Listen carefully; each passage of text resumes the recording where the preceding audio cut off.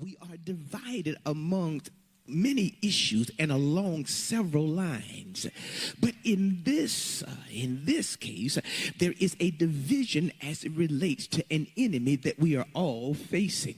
It is the enemy of COVID-19 has come against not only the whole world, but has come against believers.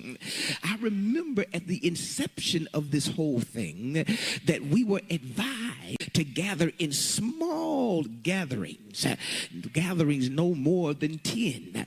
So they told us that at that point that the key was isolation.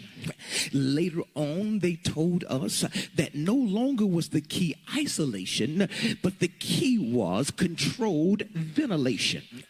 That if we would wear masks, if we would be masked up in public settings, we could come together and worship. It moved from 10 to 50. And then they told us that the key, the remedy was vaccination. That if you would get vaccinated, then you could go on with your everyday life and you could gather. And they would advise that even if you were vaccinated, that you would still mask up and control the ventilation. And now the church is still arguing, we're still fighting as to how we should respond to COVID-19. Should we stay home?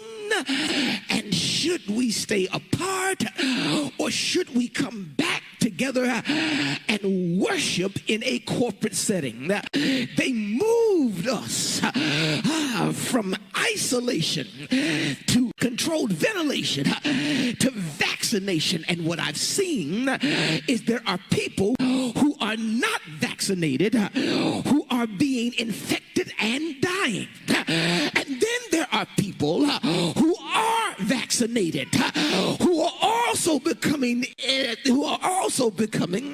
infected, and their lives are in danger as well. And now we're weighing in the balance. Some preachers are saying, if you come to my church with a mask on, we gonna kick you out. Some preachers are saying, if you come to our church without a mask, you can't come in. Oh, but God, I believe is calling the church now to understand that it is not isolation, controlled ventilation, or vaccination that is keeping the people of God covered in this day, in this time, in this season. But it is the blood of Jesus that was shed at Calvary's mountain that has us all covered. I wish you would wave at somebody and say, neighbor, when you get through isolating, when you get through controlling your ventilation, when you get through with your vaccination, whether you vaccinated